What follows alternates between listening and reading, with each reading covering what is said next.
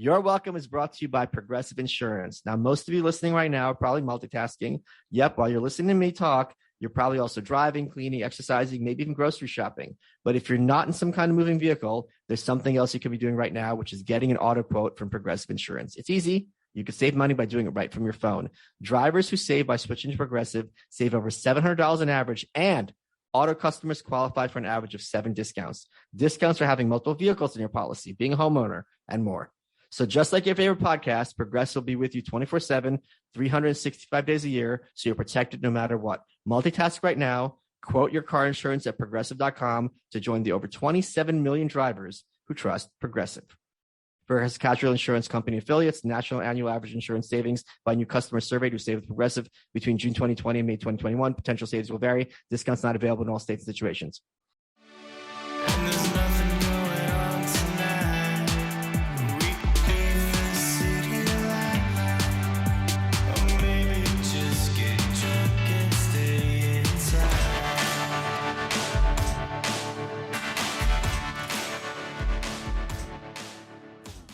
Good afternoon, Michael Malice here. Let that be your welcome for the next hour. We have with us our favorite returning guest, comic Dave Smith, host of Part of the Problem, 1/3 Legion of Skanks. His comedy special Libertas is a must-watch and hit #1 on the charts.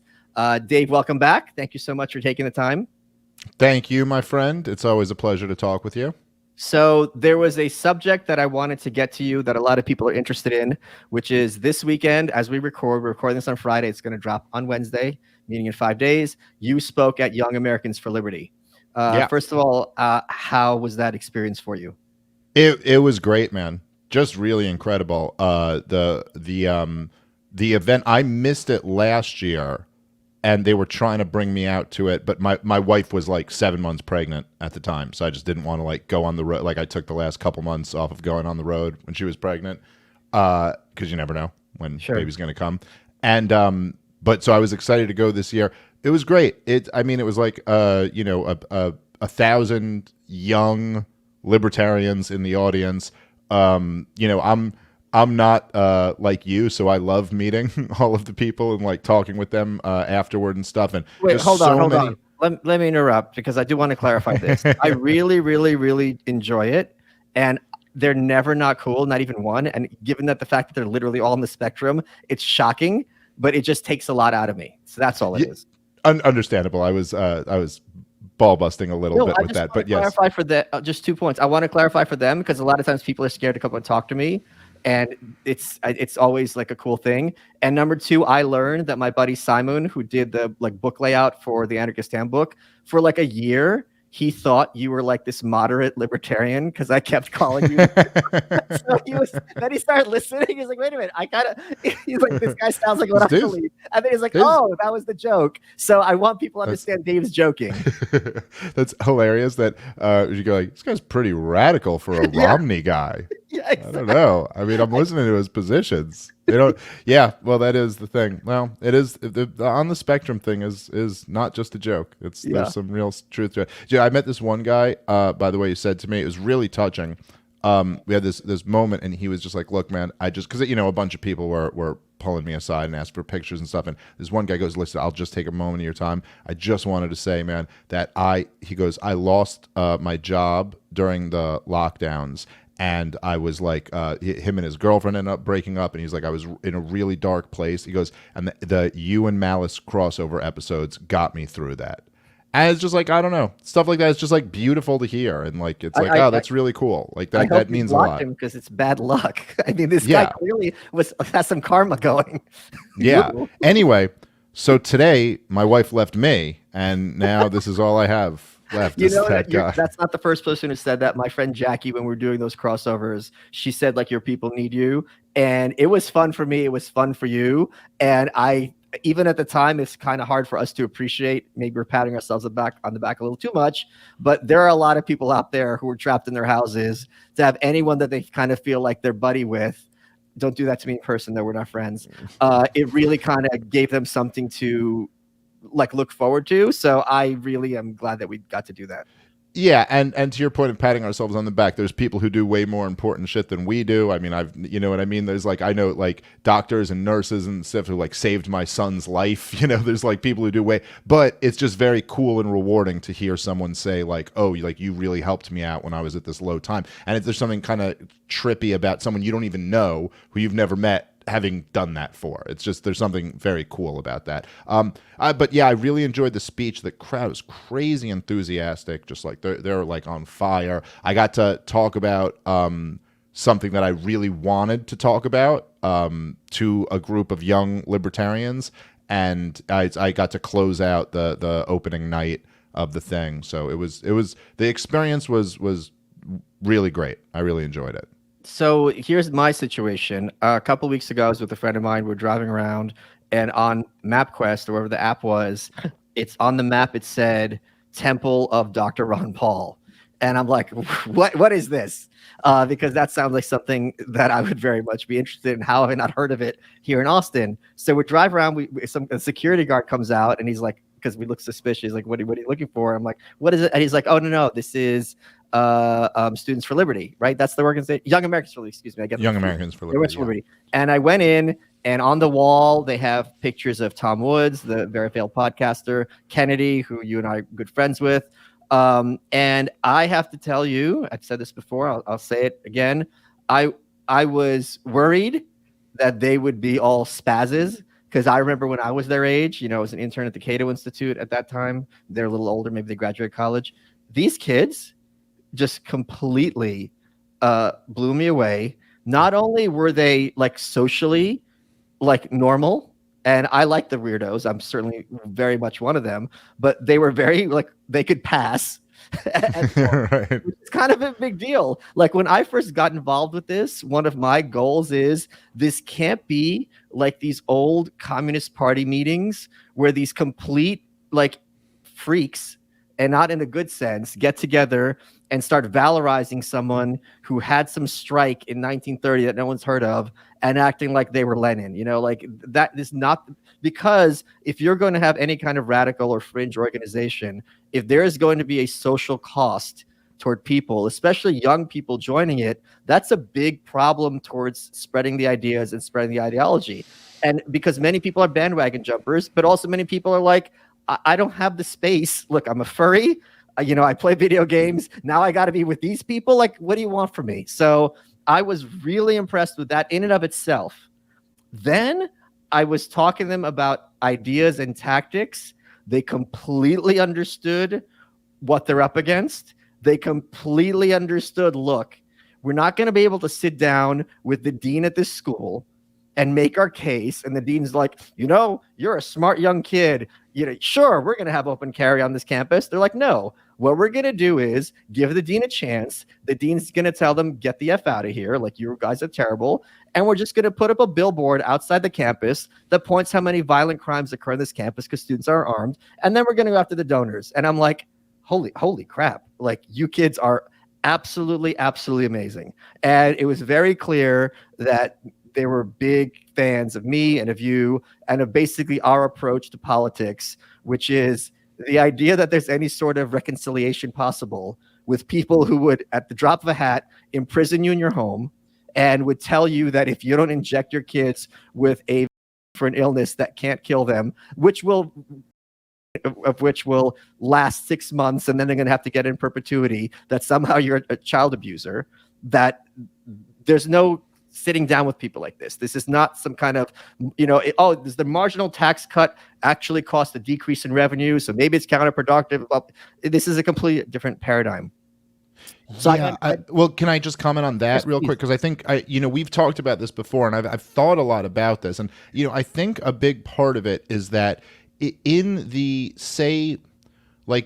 in the before times, just say before the 21st century, like the year 2000 and before, just to pick a kind of arbitrary date, it was like, how did people really come to this? Well, how did people come to these views? But know the book, right? Huh? You know the book. Atlas Shrugged? No, there's a book by Jerome Tuccilli. His son writes for Reason. Great guy, J.D. Tuccilli. I forget which is the dad, which is the son. I apologize. And the book is called It Usually Begins with Ayn Rand. And Yes, there's right. another one called Still Begins with Ayn Rand. Yes. So Ayn Rand books were a big part of it. I suppose Milton Friedman's Free to Choose series and the documentary and the book. I mean, there were some things like that. Those were about the only things like in pop culture that would have brought you there. The major thing that would have brought you there was really having been persuaded by the economic arguments, or being, like having been a real, the type who was going to be reading Adam Smith and Ludwig von Mises and Murray Rothbard or something like that. And that attracted a certain type of person. Yes. Which was not the most charismatic person who is going to be really good at engaging other people and spreading their ideas. And what happened is then you had the Ron Paul revolution, which introduced these ideas to a whole to at least hundreds of thousands of young people. And now you've had this kind of, like, very recently, this explosion in what you could call like the liberty movement. Yes. And I think me and you are guys in that world. I think Eric July is a guy in that world. Maj Touré, like some of these other people, and I'm leaving out some names I probably should be putting in there. But a lot of these people who are a little bit more like Tom Woods. Tom Wood. Well, look, Tom obviously has been a huge factor. He said it. But no, look, all the Mises guys. He can't even get people to pay for his books anymore. He's an embarrassment. The Trump, I love the Trump. Just can't even do this. Can't even get people to pay for his books anymore. His ratings are nil. But there's a whole group of people who are kind of like much like, for better or for worse, much edgier. Much younger, much, just kind of, and now there's this broader movement of people who don't fit into that old stereotype at all. And I think there's something really like great about that. And they're very open to a lot of these like very radical ideas, and they're really serious about strategy, which is something that I think was not true at all in the past. So this is something I get very excited about. And I met a lot of young people like that who is just it's something for me personally is very rewarding to see. It really energizes me. And let me speak to that, because Rand was, even if she wasn't literally on the spectrum, and I'm not saying this in a derisive way at all, she very much in certain ways was very literal minded in her approach, despite being primarily known as being an artist, meaning a novelist. So she said that in 1964, Barry Goldwater was very clearly the presidential candidate that was the closest to her views. At one point in an interview, but this is before the Goldwater campaign, she had said that the most recent president that she admired was Jefferson. So she really didn't like any of them. And she advised Goldwater as well in his speeches and his writings. And she, after the campaign, it was like the biggest landslide in history, unprecedented until that point. Lyndon 49 Johnson, states. No, it wasn't 49. It was like 44. Reagan had 49. Oh, maybe I'm confusing those. Trust me, I'm writing about this. This is, don't spoil it. Oh, okay. My mistake. And she said words to the effect that if Barry Goldwater put forth a more philosophical defense of capitalism, he would have won. And there's a book, which is a great, like really like trashing Rand book called The Ayn Rand Cult. And one of her former followers just said, I've never heard of any presidential candidate discussing metaphysics and epistemology. Like even in 1964, we were already heading towards a soundbite culture. Goldwater's soundbite was, in your heart, you know he's right. LBJ's people countered with, in your guts, you know he's nuts. The idea that he's going to stand there and give the Galt speech, like a 3-hour Galt speech, and that's going to win over America when he's being painted as a nuclear war crazy lunatic whose views are completely outside the mainstream, it just demonstrates, in my view, to what extent Rand did not understand strategy. Like she laid the groundwork, but she was not the person to apply it. And she often said, it's sooner than you think. Like, when can you expect change? And she's not incorrect in that regard, but she is incorrect in the idea that lots of things can happen really, really quickly if you get the right dominoes in a row. And those dominoes don't all have to be people who are objectivists. It could be people who just understand just one simple thing, even if they're whatever slur she wants to use, that, you know what, the drug war hurts more than it helps. And maybe they're socialists in every other guard, and they're not, whatever. But in this, they're like, wait a minute, what are we doing? Like, it hardens the person. It ruins the kid's life. there's still drugs on the street. Well, what do we do? And it's expensive. Like, this doesn't really make much sense, but that was her approach. So that's what I wanted to talk a bit about, because okay, I'm sorry, I don't mean to jump in, but just one quick comment on that. One of the things that I've really found is that when it comes to libertarian strategy or strategy for reducing statism and increasing liberty, or anything in that realm, there's this real problem that a lot of people have that I think is right at the heart of what Rand was arguing there, which is that there are a group of people who see the world as they wish it would be, and insist that the world is that way, rather than dealing with the world as it actually is. And I think that was one of the fatal flaws with Ayn Rand, down to the idea that if we got rid of religion, we would replace it with rational objectivism. Like, it's just seeing the world the way you'd like it to be. And I think if you want to have an effective strategy and you care about these ideas, that the mission is to understand the world as it actually is, whether you love everything about that or not, and then try to marry these ideas to the world the way it actually is. And that's something that our people have struggled with a lot in the past. And I'm going to bring the Randian rebuttal, because I know exactly what she would say, which is that's the entire basis of her philosophy. That's why she considers herself an Aristotelian. You have to look at reality. Wishing won't make it so. And you are the one who is delusional in thinking that people need to have religion, because that's like saying, oh, well, who's America's Pope? We don't have a Pope, blah, blah. So that's a whole separate issue. And I think she's a little bit wrong, because she had this very Enlightenment idea. She, like, in many ways, she was a Jonathan Haidt figure, in that she started with the idea of America, not America as it is in practice, but the idea of America really is like as good as it's going to get on earth. And everything else after that is trying to kind of, in many ways, rationalize that. And that also speaks to this kind of Enlightenment idea that everyone is capable of using reason, rationality, and sitting down and having discussions, and eventually the truth will out. And I do think it's much easier that the truth will out over lies, because truths do correspond to reality and lies don't.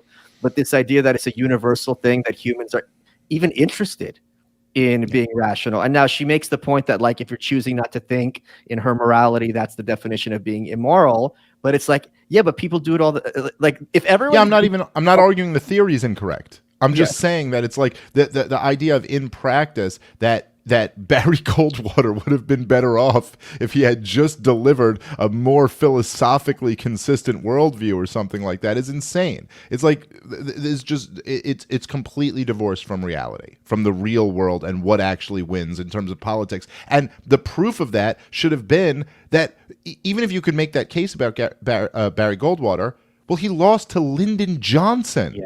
Who was closer to having a unified theory of philosophy, Barry Goldwater or Lyndon Johnson? Okay, well, he obviously, there's no one could, even Ayn Rand couldn't debate that. So why did this guy blow him out then? Well, that was her argument, that because conservatism is incoherent and doesn't have her morality as its basis, it's always going to end up losing to leftism, which is far more coherent. So she's no dumb. So this is the thing. No, she's brilliant. She's a very brilliant woman, but it's just that becomes like circular logic. Like, it's like, oh, okay, so it's proof that no matter how bad you lose, going closer and closer in your direction, that's just proof that if they went all the way in your direction, they would have won. And there's also the whole, we just had a national trauma a year earlier when the president had his brains blown out on television. And are you really going to kick out someone who's been there for less than a year for the sake of somebody else? That is kind of a big issue underneath. And for a lot of people, voting for Johnson was retroactively feeling like they had voted for Kennedy, because it's like, this is Kennedy's guy. We got to stay the course. He was Camelot and all that other nonsense about that family of inbred drug dealers. Hey guys, Michael Malice here. What if you didn't have to pay healthcare premiums, but you could invest in Bitcoin instead? When health insurance companies invest your premiums, they're the ones reaping the rewards, not you. With Crowd Health, you put the money aside for health expenses in your own account and even hold part of it in Bitcoin. The best part is, if Bitcoin goes up, you get the upside, not that big insurance company. And you'll be part of the Crowd Health community who are there to help if a big expense comes up. If you're against the government standing between you and your doctor, which I'm sure more than a few of us are, and you're still going to healthcare.gov for your insurance, then you are part of the problem, even more than Dave, who is, as we know, the worst. Here's why healthcare bills are so high. The buyers of healthcare and the sellers of healthcare want costs to rise. Obamacare limits the amount of profit they make. So on $1,000 of monthly premiums, they can make $150. So they can only increase their profits by raising your price. Here's how Crowd Health works. You pay one low monthly total, less than $200 most of the time, to fund an account that's yours. You can hold up to 75% of it in Bitcoin if you want. You choose what doctor you want. And if you have a big bill, Crowd Health will crowdfund that bill for you so you can pay the doctor or hospital quickly. You have a personal care advocate who takes care of your questions. Kiss big call centers goodbye. Just schedule a call with your care advocate. You talk to the same person every day. Stop supporting the broken healthcare system with your hard-earned dollars. Go to joincrowdhealth.com/welcome now and experience freedom from health insurance by utilizing Bitcoin. Right now, you get your first 6 months for just $99 a month. That's almost 50% off the normal price and a lot less than a high deductible healthcare plan. Just go to crowdhealth.com/welcome to sign up. That's crowdhealth.com/welcome. Crowd Health is not health insurance. It's a totally different way of paying for healthcare. Terms and conditions may apply. If you're like me, you're growing more and more concerned about the future. Inflation's at its highest level in 40 years. Interest rates are skyrocketing. Market experts like Jamie Dimon, who's the CEO of JP Morgan, not only predict a recession, but are using terms like economic hurricane and unprecedented. If you want to protect your future, call the best precious metal dealers out there, which is American Hartford Gold. They can show you how to protect your savings and retirement accounts by diversifying your portfolio with physical gold and silver. All it takes to get started is a short phone call, and they'll have physical gold and silver delivered right to your door or inside your IRA or 401k. They make it easy. The highest rated firm in the country with an A+ rating from the BBB and thousands of satisfied clients. If you call them right now, they'll give you up to $1,500 of free silver on your first order. Don't wait. Call them now. Call 866-599-5502. That's 866-599-5502. Or text Michael to 65532. Again, that's 866-599-5502. Or text Michael to 65532. Let's get back to the silver standard. Dave Smith. Let's pivot a bit. So why I was not speaking at Young Americans for Liberty, I got asked to do one of the keynote speeches, is there was part of the agreement that I would not be able to go criticize the people who are in charge. And then I saw an article and I realized that Young Americans for Liberty is not being run by people who I regard as above criticism, to put it mildly. Now, you are strongly affiliated with the Mises Caucus. Can you explain to people who aren't familiar briefly, the Mises Caucus of the Libertarian Party, which has recently taken over the Libertarian Party in the last few weeks. Can you explain what the Mises Caucus represents as opposed to who used to represent the Libertarian Party?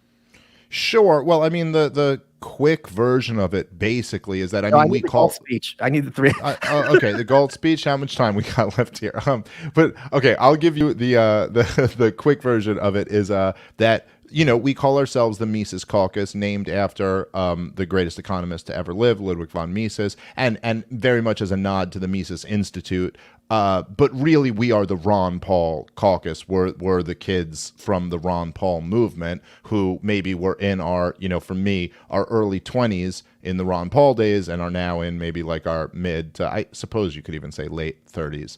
39, is that mid or late? Anyway, that's so and basically our vision for the Libertarian Party is that we should be like unapologetic, radical, anti-state libertarians, those anti-government extremists that you hear so much about. And the old guard's view was that we should be kind of like Gary Johnson and Bill Weld, and say we would prefer there be a little bit more liberty. And our view was like we should be here for the revolution. We should be here trying to infuse our view, our positions into the culture and really try to shake things up and make a difference. And we've been on a mission for the last couple years to really try to take over the Libertarian Party, and that culminated in Reno at the National Convention, where we took every single spot on the Libertarian National Committee, and we are now basically in control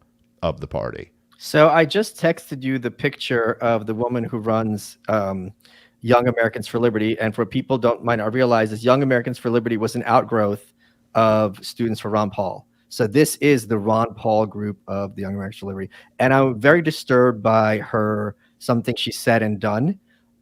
First of all, if you just look at that picture, we'll put it up on the screen in a second. It looks like a CGI of Karen. And this is the picture she herself chose. And there were certain things that she had said and done, which to me are very disturbing. First of all, were you aware, and I've got the emails right here, that the Mises Caucus wanted to have work? Do you know what LibertyCon is? I think that's the Students for Liberty one. That's what I thought. Okay, so I just wanted to just to clarify. Yeah. Did you know the Mises Caucus wanted to have a table at LibertyCon, and they refused to let them have one? Yes, I was Michael Heiss, who I was just with last night at the Young Americans for Liberty event, and we did a little Mises Caucus event right afterward, and had like a great panel and like a Q&A discussion after that. Yeah, he told me about it, and so evidently they had tabled there in the past, right. And they kind of emailed them back like, we're not interested in working with the Mises Caucus. Here's the quote. The guy's name is David Clement.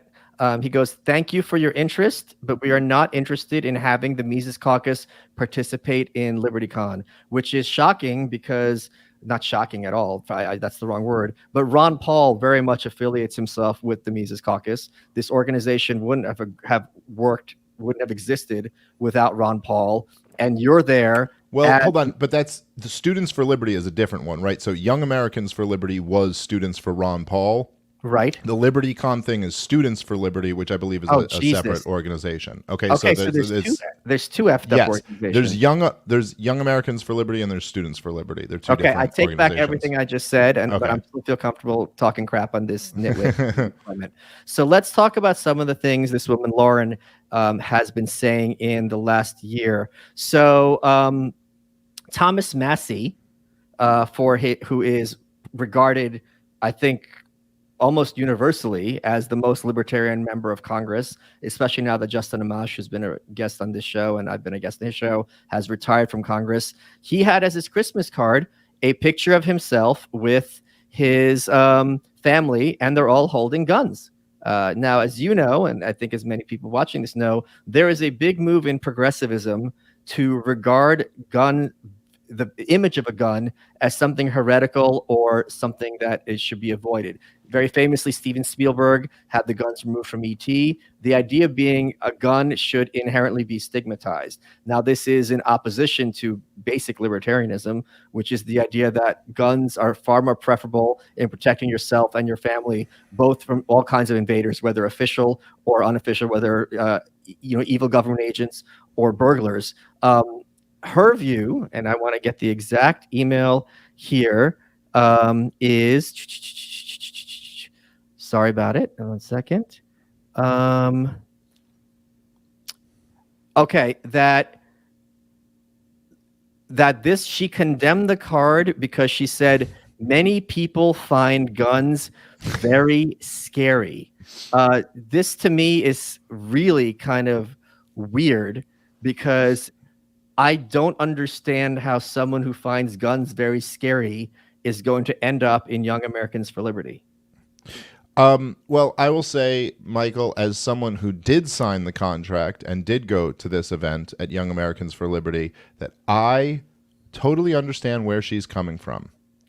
And although we may have a difference of opinion, I will fight to the death to defend her right to say this. No. So by the way, just on the contract thing, and this is kind of embarrassing to admit, it's somewhat unprofessional. I guess I should be a little bit better than this. But I got sent the contract over by my people. They go, yep, they agreed to the money you wanted, all this, blah, blah, blah, sent the contract. I skimmed through it. It's like these contracts. It's always the same thing every gig you get. It's like whatever. Yeah. It's a page and a half. I checked the money, checked the dates, and I signed it. And then it wasn't until I heard from you and from other people that like, oh, there was this clause in there that was like, hey, you can't criticize Young Americans for Liberty or anyone involved in Young Americans for Liberty for the next year. That was in the contract.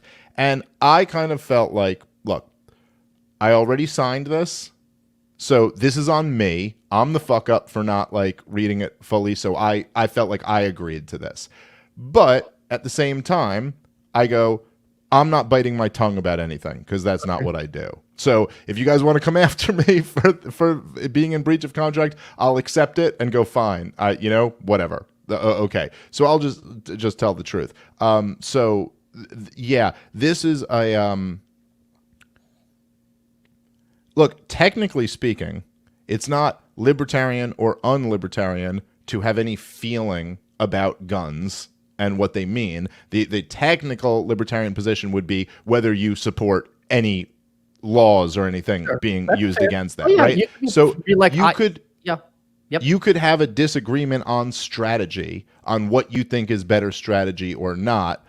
I think that the idea of saying that like some people are going to be offended by someone having these pictures. First off, the thing was clearly tongue in cheek.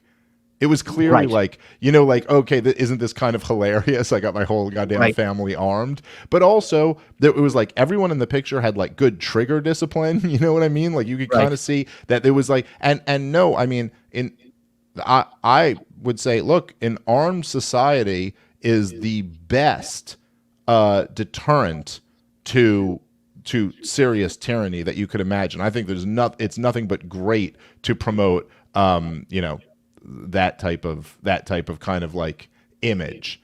I will also say that, and we could get into this a little bit more, and you can continue down this list because I'm familiar with all of this. But I met Lauren at the event and had a really nice conversation with her. I think that I have this tendency, and this has been true. It's been to my detriment at times in the past, but I do try to approach libertarians or people in the libertarian world in general with the presumption of innocence and the presumption of like, oh, you just don't get this. You just don't get it.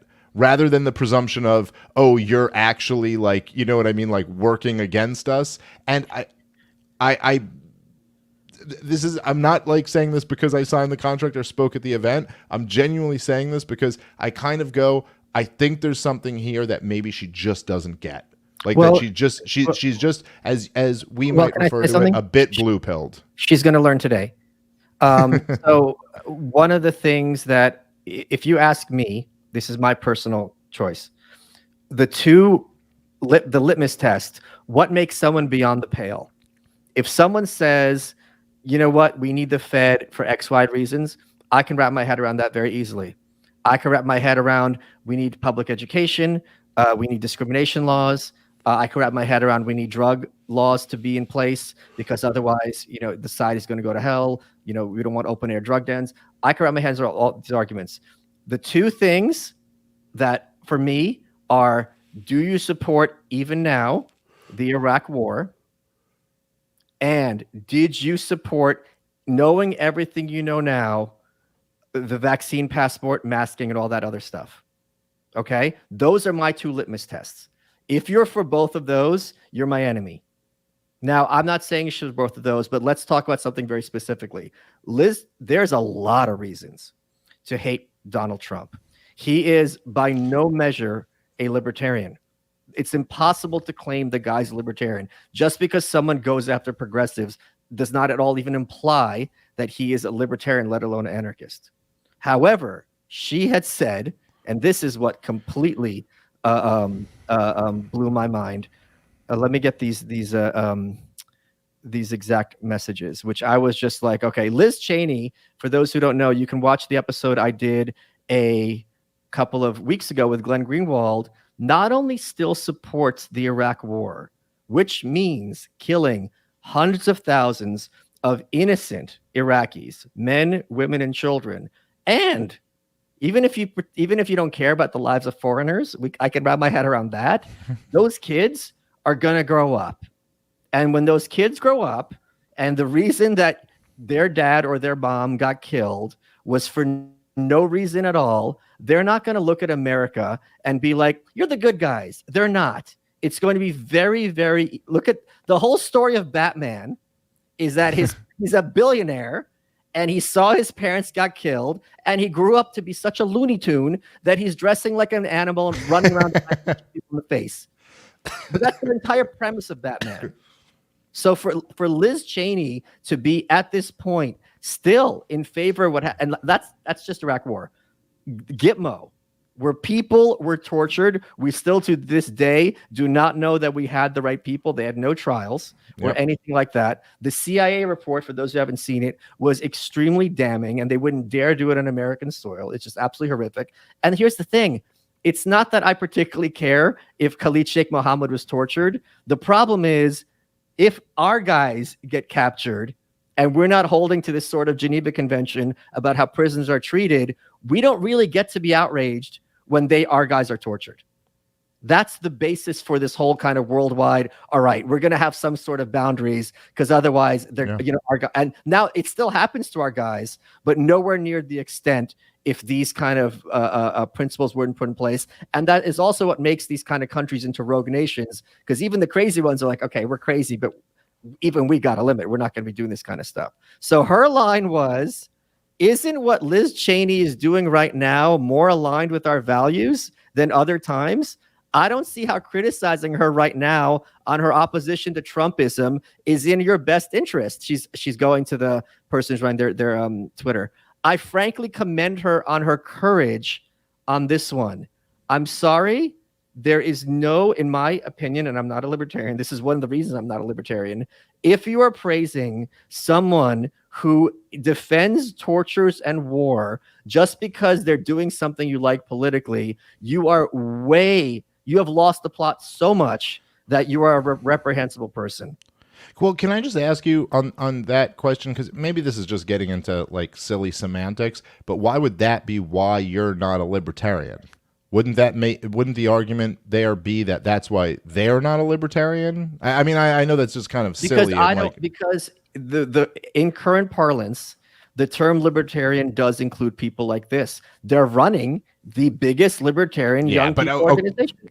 Yeah, but if you're going to say in current parlance, I mean, you identify as an anarchist. In current parlance, anarchism includes people who are throwing Molotov cocktails through, mom and pop shops. So I'm more with them than with her.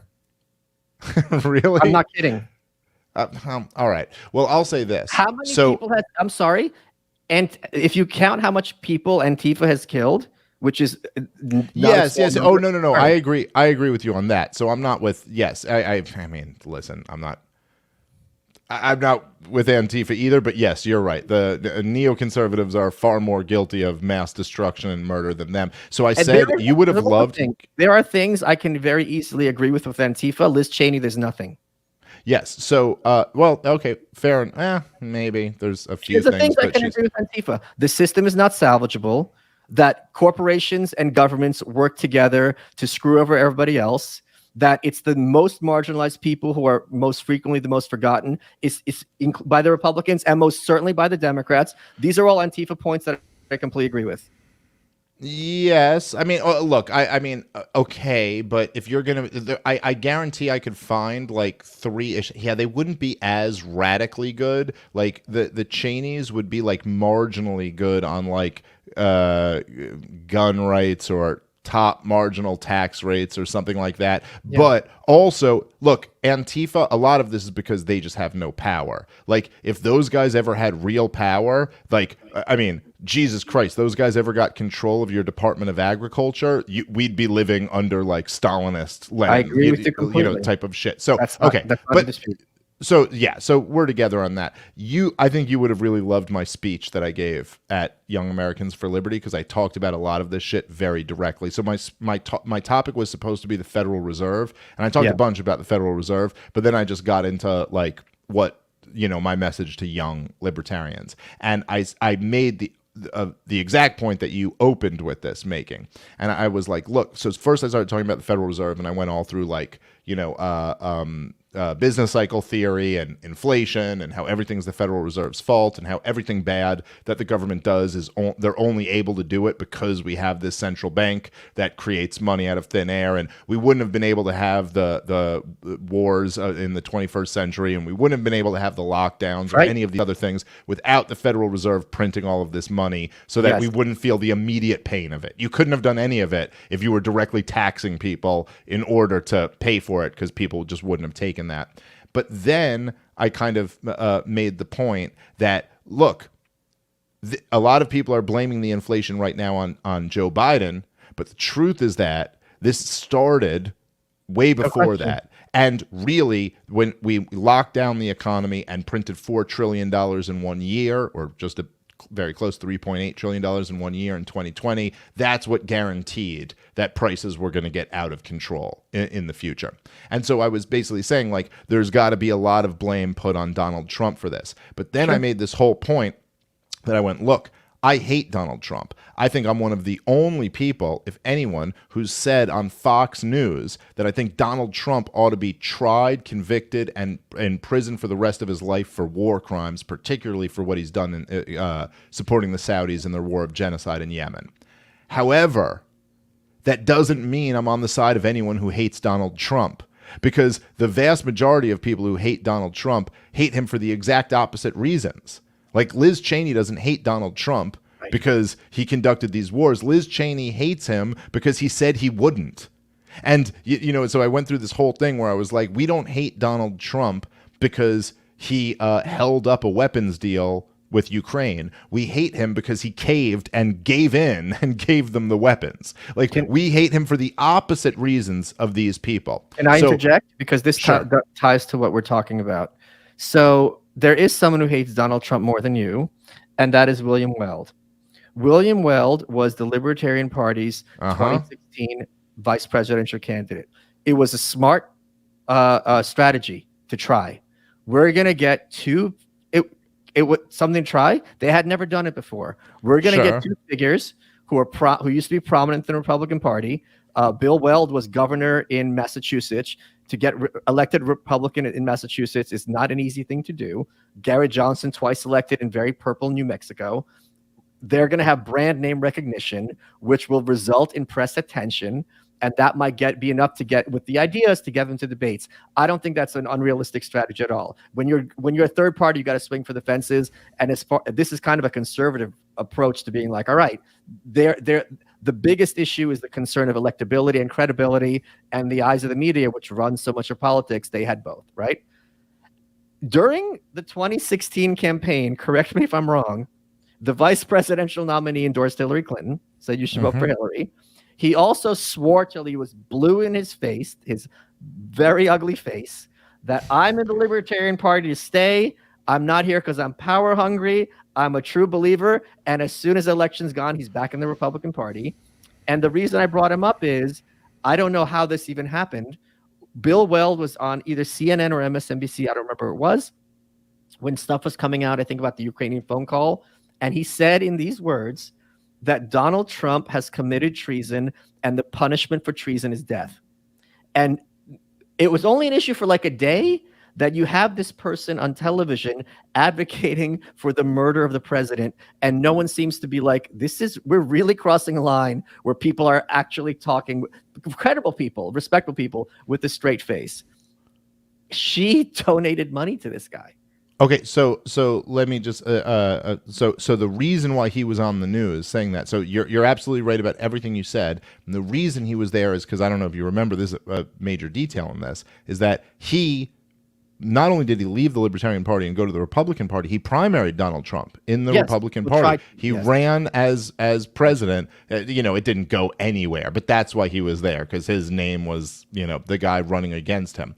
Now, I don't know if I agree with you that that's an indication that he hates Donald Trump more than me. I mean, I would argue that Donald Trump is guilty of war crimes and crimes against humanity. And if you want to say the punishment for that is death, and you know what? After convicted of a trial, fine. But I would certainly concede that he hates him for polar opposite reasons than I hate him. You're wrong. I take it back. It's possible he doesn't hate him at all. It's possible it's just posturing.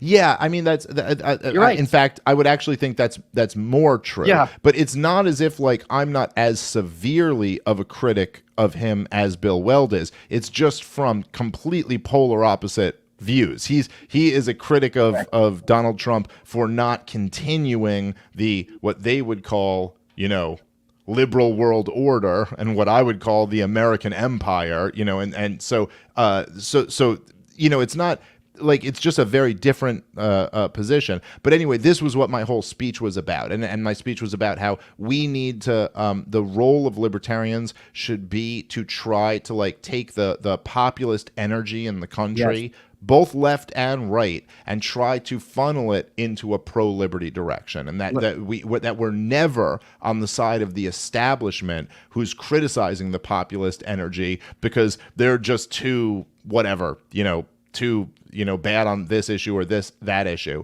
and that actually what we recognize is that the elites have destroyed everything. So that's what I talked about to this whole group. I will say that I think, and I talked a bunch about January 6th and how, so I started, because the talk was on the Federal Reserve. So I started by saying, look, what's the most important issue to the American people right now by every poll that you can measure? What's the most important issue? And it's inflation. It's the money. I go, what an opportunity for libertarians. Amen. And what's the most important issue right now, according to everyone in the corporate press? January 6th. Yeah. And like, how ridiculous is that? I go, and it's also a great narrative to say the Republicans and Democrats teamed up to destroy the value of this money and point the finger at each other, and you're all getting hurt.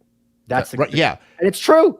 And I said, they want to talk about anything other than the money. Yeah. They want to talk about whatever, whether they want to distract you with like trans issues or whatever other dumb woke thing or January 6th or whatever it is. They want to talk about anything else than what the American people want to talk about right now, which is like, why is my money losing all of its value? And I said about January 6th, I go, look, even if you concede the worst interpretation of January 6th, it's like, say these people would have done something really horrible if they had gotten their hands on the wrong person.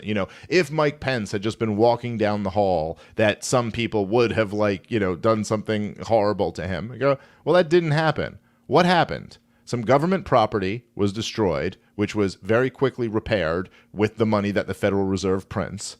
And an unarmed woman was shot by a cop. That's basically what happened there. And so I went through the whole thing. And so I wasn't directly calling out Lauren or anybody else, in Young Americans for Liberty, but I wanted this to be told to their audience. Now, again, just because she was really cool to me and had me at the event and wanted to have you at the event and it was like nothing but friendly to us. I don't know if she wanted to have me at the event. She could have been just comfortable having me at the event. Okay, well, you were invited. You were invited to the event. Yes. All I know is that I was billed at the front of their promotion and stuff like that, and I was the closing speaker of the night that I was on, and that she messaged me and was like, "Hey, we're really excited to have you there." And then when I talked to her there, was very nothing but nice words. My take on it was like, "Oh, she really doesn't get it. She really doesn't get it." And let me try to, in my speech to her, in my speech to the audience, maybe this will help her get it a little bit more. That it's like, I understand on the surface where she said, look, in this instance, I think Liz Cheney's actually right because... Can we keep going then? Look, great, let's move on. Yeah. Well, let me just finish this and then you can keep going. Listen, I'm not defending anyone. Obviously, all these takes are terrible. But no, I'm not. I'm just saying all these takes are terrible. But perhaps it's just like, well, we do kind of believe in democracy, right? And Donald Trump was against democracy, and it's just like someone almost needs to explain to her. It's like, first off, no, we really don't. And second, that's not why Liz Cheney hates Donald Trump. Maybe you're just buying the narrative of this story, but it's like, no, she doesn't hate Donald Trump because he didn't accept the results of the election. She hates him because he had the nerve to publicly say that he doesn't believe in the empire. Now, by the way, he still continued the empire. He didn't actually do anything to stop it, and in fact risked horrific Donald Trump. I know that the credit that always is given to him by right-wingers now is well, he didn't start a new war. And it's it's true, and I'm glad that's the talking point, but he did murder the top Iranian military member, which easily could have started a new war. He did flirt with a new war in Venezuela, in North Korea, before ultimately trying to do peace deals with North Korea, but hiring fucking Bolton like an idiot and blowing the whole thing. But it's like I maybe I'm being crazy, but I do feel like it's like maybe some people just don't get that. Like, just don't get that it's like it's not actually what the story is on the surface. Then get the hell out of the way. So let's go on. I don't disagree with that.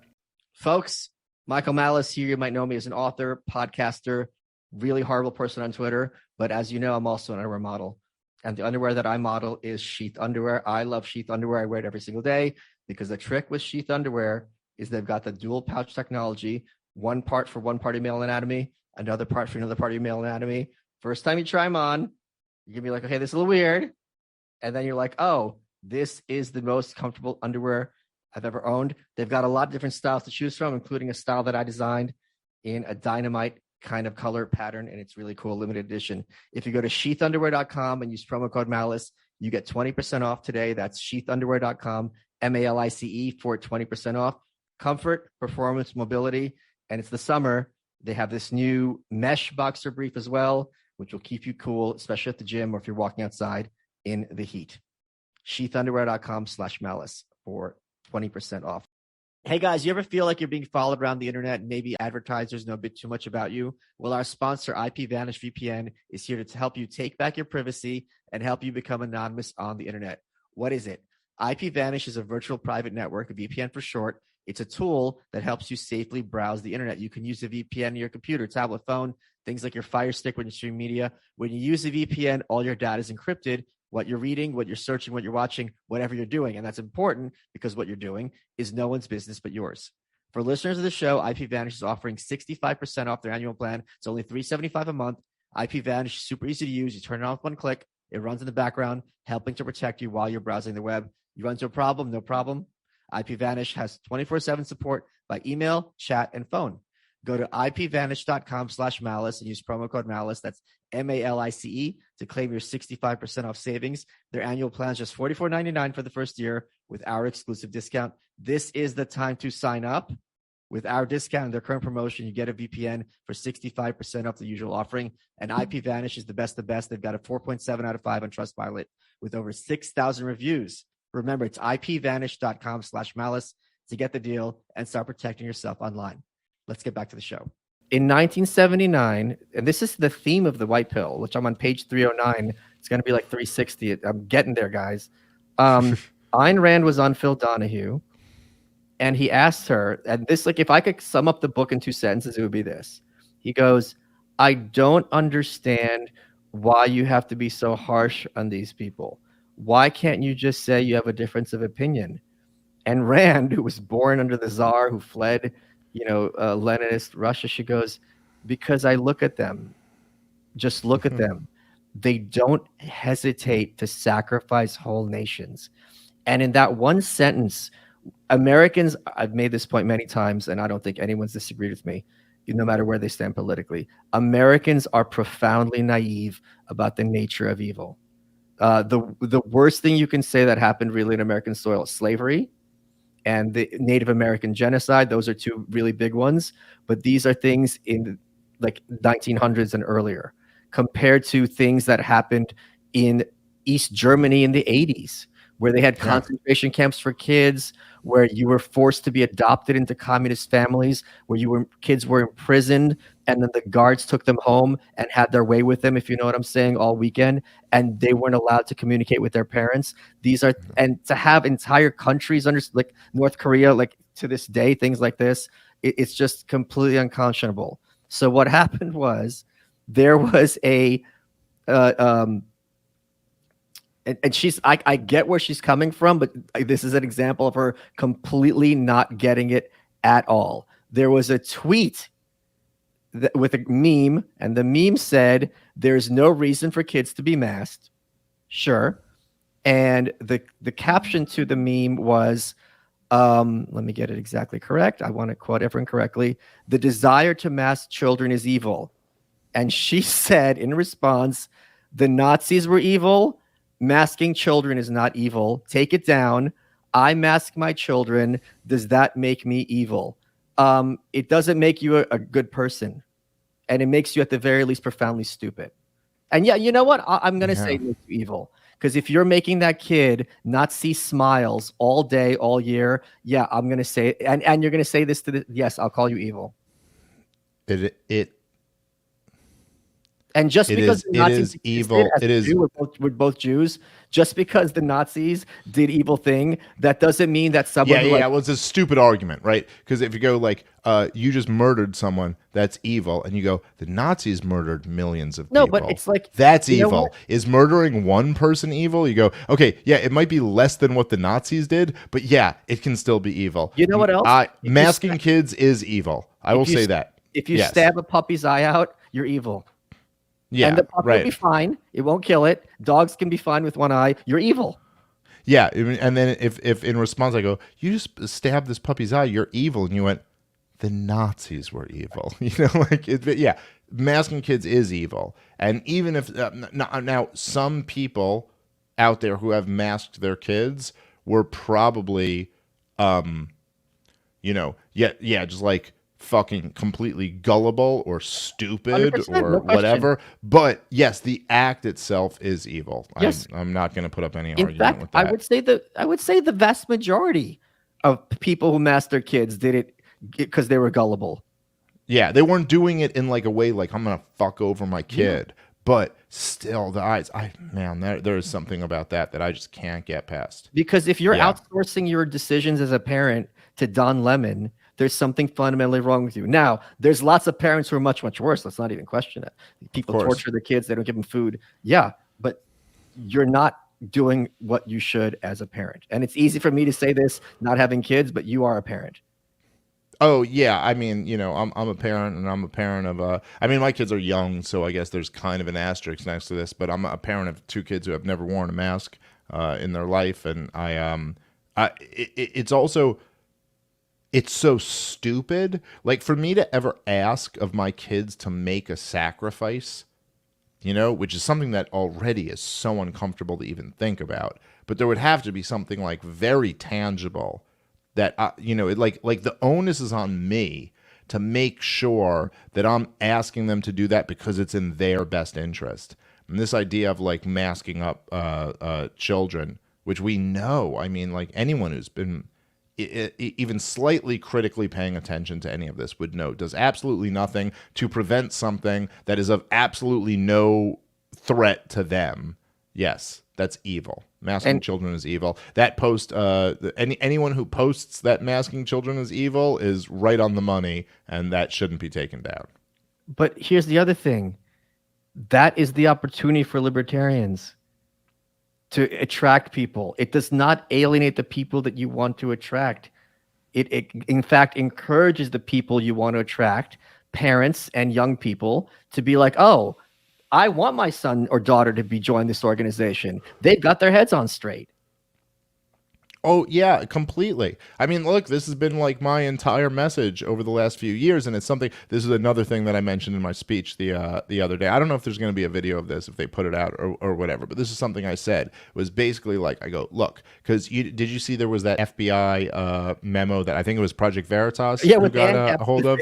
Yeah. They put ANCAPs out there. ANCAP flag, yeah.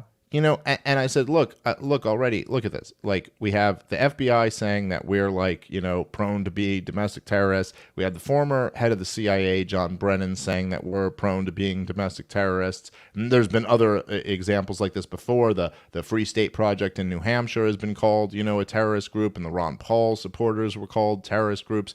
And I mentioned the Southern Poverty Law Center coming after, me and the other guys in the Mises Caucus and stuff. And it's like, look, here's the reality. If you really believe in human liberty and you want to fight for this, you better be prepared to be called every name in the book. You just better be prepared for that. And right now in the country, we obviously have, particularly on the right, but also to some degree on the left, you have this incredible populist energy where people realize that, this whole system is designed to screw us over. And if our role here should be to lead those people toward what the correct answer is. to say, okay, yeah, you're right. You're absolutely right that the elites are screwing you over. But you know how that populist energy can go in really bad directions? Let's make sure it goes in a positive direction. That is to increase liberty for people. So if that's our goal, we want to be the leaders here. If we're ever bending the knee and apologizing to the elites who call us every bad name in the book, then we forego our ability to lead those people, because those people see you and go, "Oh, you're just another bitch. You're just caving to the fucking mob," right? So you have two options here.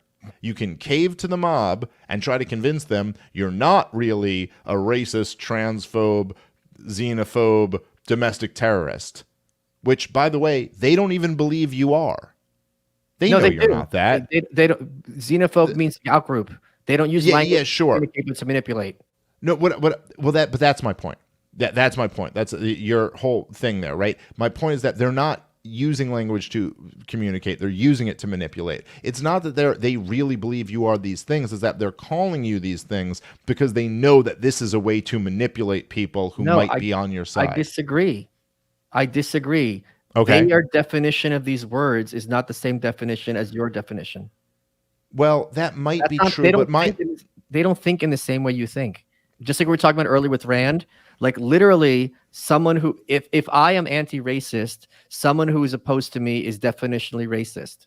Okay, yeah, you know what? You might be right by that. Okay, so yes, by their definitions of the word, maybe in a sense they do mean that. But my point is that they don't mean it in the way that you think of them meaning that. So what they mean by that is you're my enemy, and this is what I will use to crush you. Correct. So right. So yes. So okay, that's a fair point. But what I was saying to our people is like, so if you're in the game of trying to convince them that you're not their out group, first off, it'll never work, and then you sacrifice. Yeah, you are. It's bullshit, and you sacrifice your ability to like persuade these other people who are against them because they want you to be in their out group. Otherwise, you're not with them. So there's two options: give in to failure and try to bend the knee and apologize to these people, or develop some fucking thick skin and say, you know what? I'm going to deal with being called all of these names, and I'm not going to be ashamed for what we are.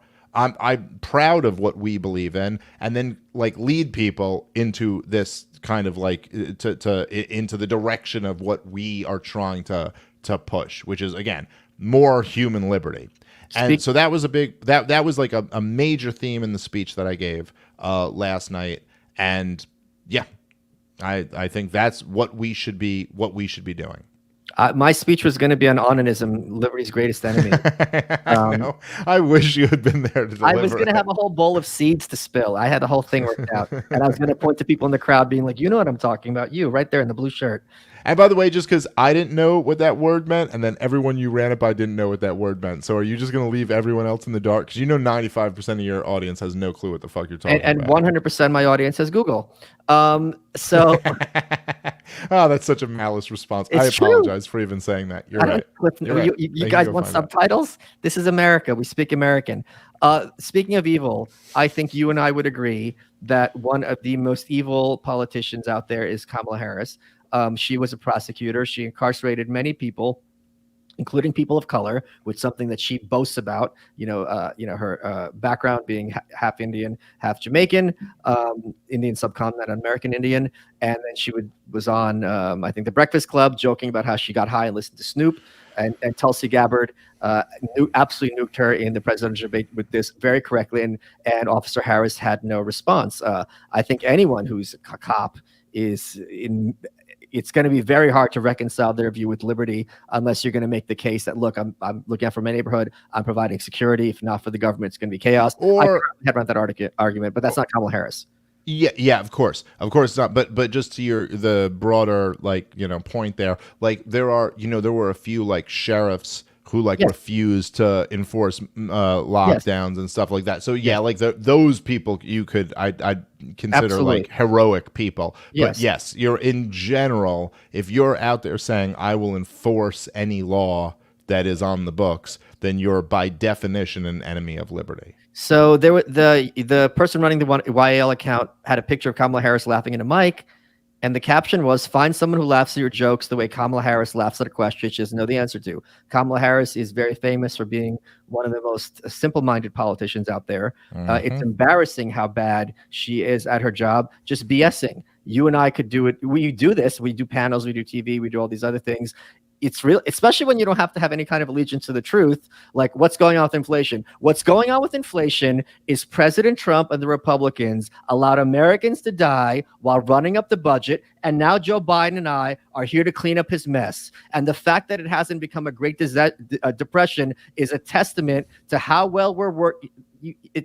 This isn't hard stuff. And you know what else? It's hard for you to have a speechwriting team, but since you're such a horrible person to work with, they keep quitting. So as a result of that tweet, Ms. Doherty said, it looks really bad if we're calling the first non-white and female VP stupid, which is how many people will see this. The idea that there are no stupid women and no people of color who are stupid is absurd. The idea that there are no politicians who are stupid is absurd. The idea that Kamala Harris is, in fact, not stupid. Now, a lot of politicians who act stupid, I don't think are, and you and I agree with this, they play dumb. She's dumb.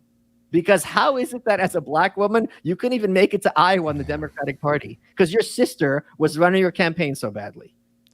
So by the way, this just reminded me, I completely forgot about this. But so I pissed a lot of people off in the Libertarian Party. I mean, not enough that I couldn't still take it over. But a lot of people in the Libertarian Party. That was a mess.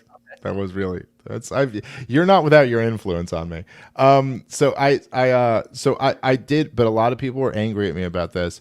That when I announced I would not support Jo Jorgensen and I wouldn't vote for her in 2020. And I was furious. I had been furious with the campaign all along, but it wasn't the dumb anti-racism tweet that did it for me. And it wasn't some of her awful speeches and all of this. It was she tweeted, and again, I'm sure some staffer tweeted, but whatever. She gave that staffer the ability to tweet.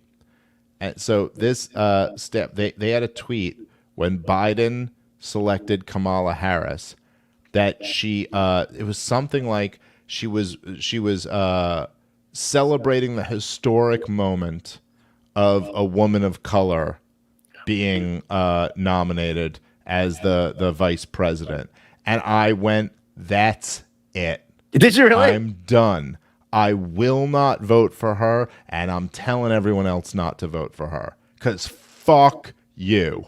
Yeah. Like, fuck you. If that's your take, if that, like, that really, that's what we have to offer, you have this just, I mean, everything horrible in a politician that you could imagine. Her track record as a prosecutor in California was just like, I mean, she put hundreds of people in jail for wait, hold on.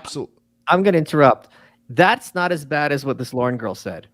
Because there is something to be said about breaking the glass ceiling and inspiring some people. To say that Kamala Harris can't be called dumb? Are you crazy? No, I mean, I don't know. I don't know that one's worse than the other. I think the idea that somebody's like, first off, it's racist and sexist by its nature. It's like the idea that you should ever be judging anyone based on the color of their skin. Dave, and I the think fact you're that wrong.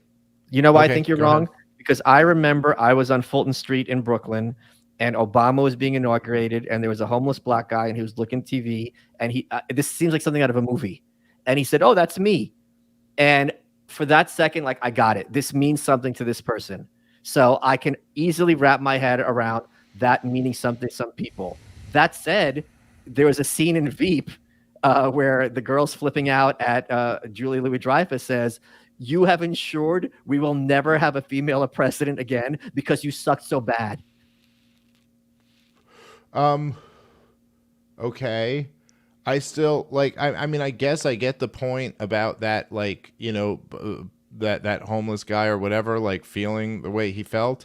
I'm just saying you're the libertarian candidate running. Oh, yeah, Your whole job is to insert like the values of human liberty into the conversation, and you look at a fucking aggressive prosecutor who also, by the way, is a huge supporter in the Senate of the entire like warfare state, the welfare state, everything wrong, and go, but she's brown and has a vagina, so we got to celebrate that. I go, to me, that's like the worst. So yeah, all of this just completely horrible and indefensible. I don't know what else to say. Okay, yeah, you got no argument out of me on this one. I think it's like one of my polls, like which of these is worse. It's not like these are good choices. Like they're very bad choices. Yeah, which of these? So I'm gonna be the dude who you end up blocking who goes, actually, I disagree with both of them. Neither. What you don't seem to understand is that they're both bad choices, Michael. So those are just my 2 cents about, I had a good friend, Jesse. I owe him a lot, thanks to Jesse. And there was a video, this was, I think, 6 years ago by Julie Jesse Benton. Shout out to you. You did a great job. Jesse Fortune. Do you know who their reference is? Yes, I do. Yeah. Julie Borowski, who's just a real sweetheart, and I absolutely adore her. I love her. She had made a video that says, "Why aren't there more female libertarians?" And Jesse goes, "Yeah, what's wrong with all these women?" Like the premise that it's somehow a libertarian issue as opposed to a woman issue. I remember that video. But it was a good. But I thought Julie actually had a really great point.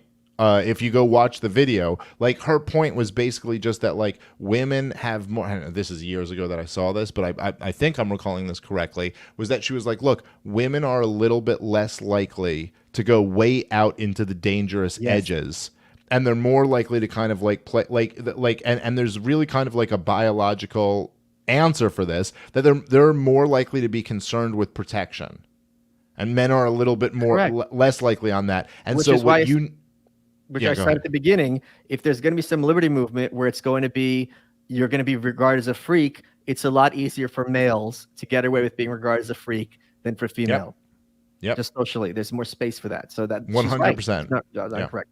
My point being is, as the liberty movement has grown and it has made it less expensive to become a member of the liberty movement, it has also attracted people who are not exactly top shelf.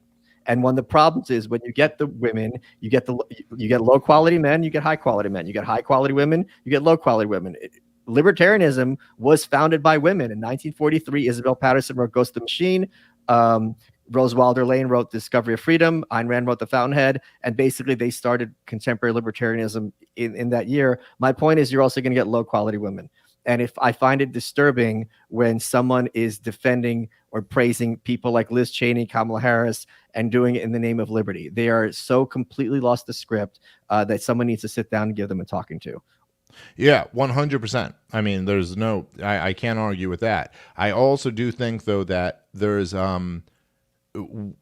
you would, man, if you were at this event and you like mixed it up with some of these people there, what's really encouraging is that we, and when I say we, you know what I mean, like our camp has completely just like taken over the libertarian space.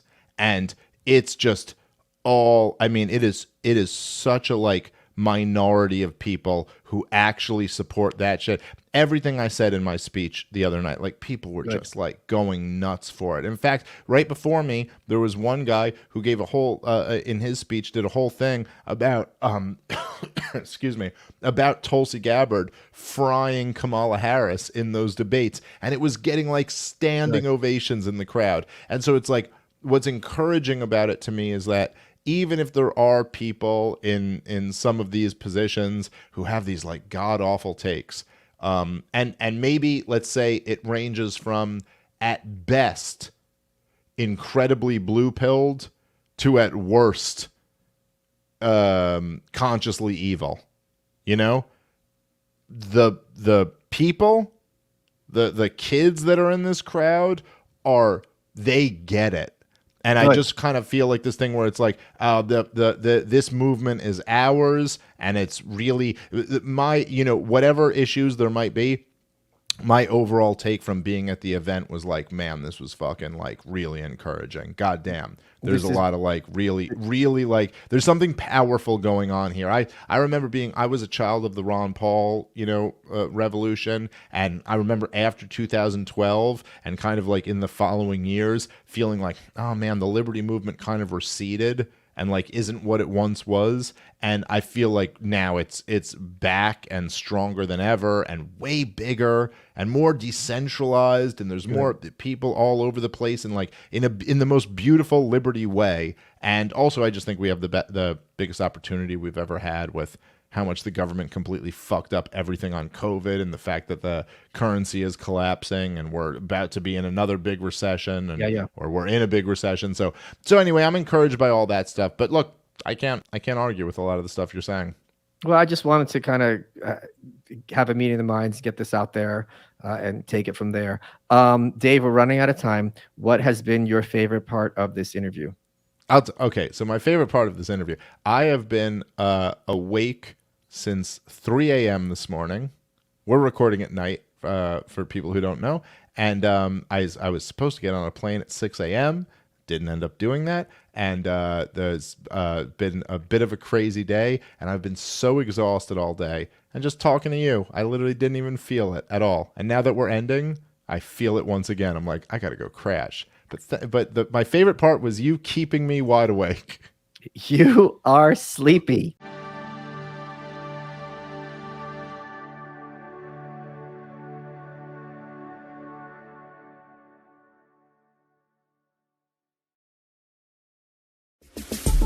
Welcome to The Inevitable. This is Motor Trend's new podcast about the future of the automobile. I am Johnny Lieberman, the senior features editor at Motor Trend, and I am joined every week by my co-host, Mr. Ed Lowe. That's me. I'm the head of editorial for Motor Trend, and boy, do we have an amazing list of guests that we're going to be chatting with. We've got the godfather of the environmental movement, Ed Begley Jr., Derek Jenkins, a whole bunch of actors, celebrities, car-crazy folks, people from in and outside the industry. Can't wait for you to join us. We're talking about the future of the car. This means everything from electrified vehicles to cars that drive themselves. Come check us out. We're on podcast1.com or anywhere else you find your favorite podcasts. We're also on motortrend.com and youtube.com/motortrend. All month long, the biggest movies are streaming free on Pluto TV's Popcorn Summer Movies. Watch star-studded blockbusters like Titanic and Transformers: Revenge of the Fallen. Or fall in love with charming rom-coms like Hitch and How to Lose a Guy in 10 Days. The best part? Pluto TV is 100% free. No credit cards, not even a sign-up. Plus, Pluto TV has hundreds of channels with thousands more movies, TV shows, and more. Download the Pluto TV app on all your favorite devices and start streaming now. Pluto TV. Drop in, watch free.